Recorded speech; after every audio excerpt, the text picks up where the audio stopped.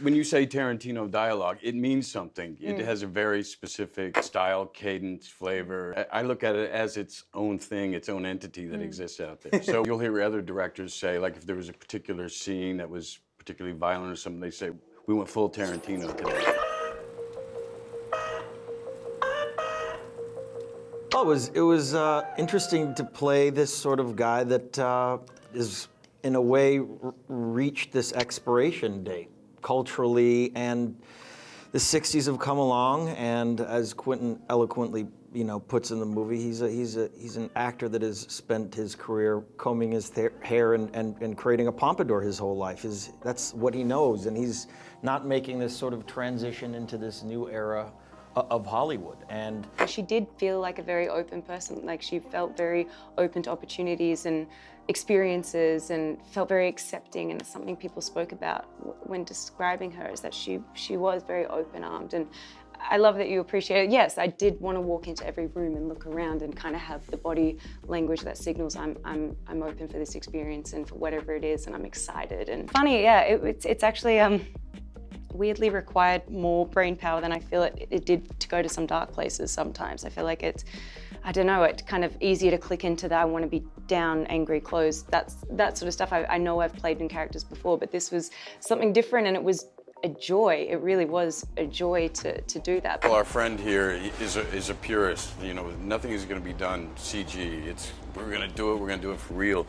And they recreated Hollywood Boulevard as 1969. The detail was incredible. Not only is the radio, some obscure radio station advertised on the bus stop that we probably won't see as we're flying by. In the store behind it is a little pamphlet of a comic book or advertising something of that era, and that is the depths of his detail. There was an incredible ease and comfort getting to work alongside Brad. I mean, we kind of grew up in the same generation, got our start around the same time. And to be honest, Quentin gave us this incredible backstory for our characters. I mean, he literally came to us with a Bible of their work together, their friendship together, what they've been through in the industry, how they're now on the outskirts of this sort of new era in Hollywood, and they're outsiders.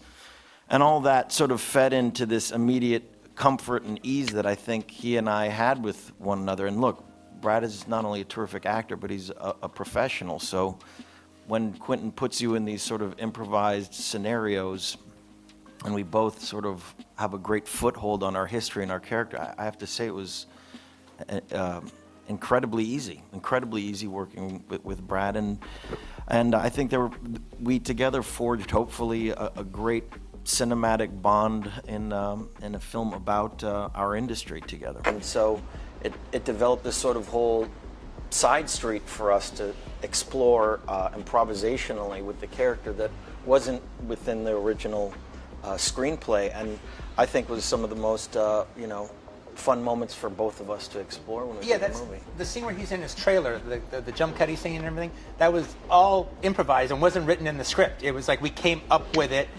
Actually, in the script, him screwing up his lines wasn't in the script. That was Leo's idea. And so then he goes, I think I need to have a problem here. I don't think this should be triumphant. I think there should be a problem. Then I come back from that problem. And I'm like, okay, that's a neat idea. And so I wrote it that way. And then, okay, but now we need to have a Travis Bickle moment in your trailer as you do a meltdown. And I will go on record as it is one of the best meltdowns laid on film. And all those things that he gives us, I mean, not only do you get a plethora of films and television to watch, you get a massive backstory and history of who the character is and who the man is, and the relationship that he has had with Cliff in the past, which was important for both Brad and myself, because there was this immediate understanding between Brad and myself of what we'd been through. It gave us this ability to sort of just fit naturally into our character's shoes and improvise, knowing this history that Quentin had created. If every actor could be blessed with that type of backstory going into a movie, it's every actor's dream, really. In the last fight. Yeah.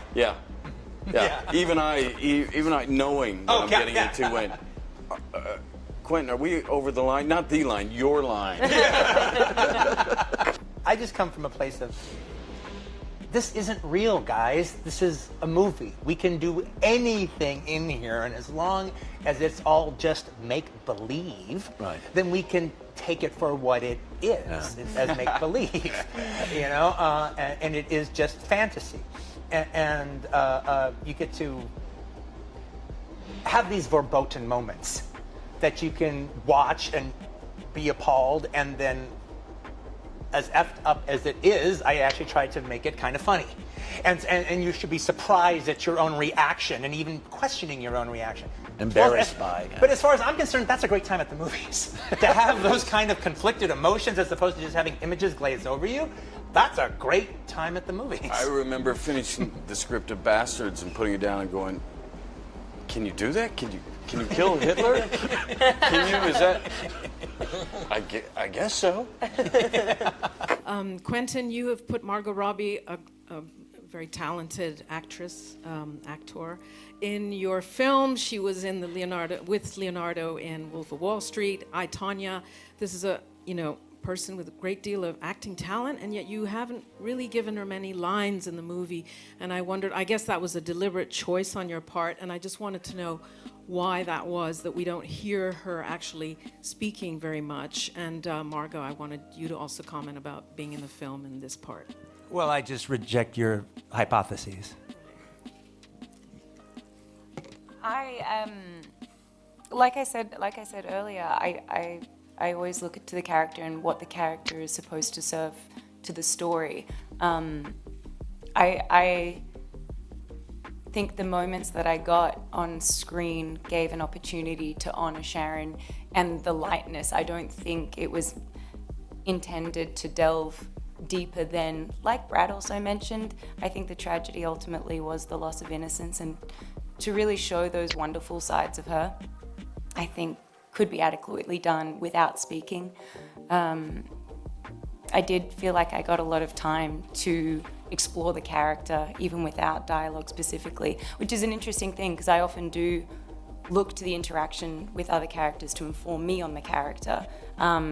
Rarely do I get an opportunity to spend so much time on my own as a character, going through a day-to-day existence. That was actually an interesting thing for me to do as an actor. I actually really appreciated the exercise and felt that I could deliver what I wanted to on screen.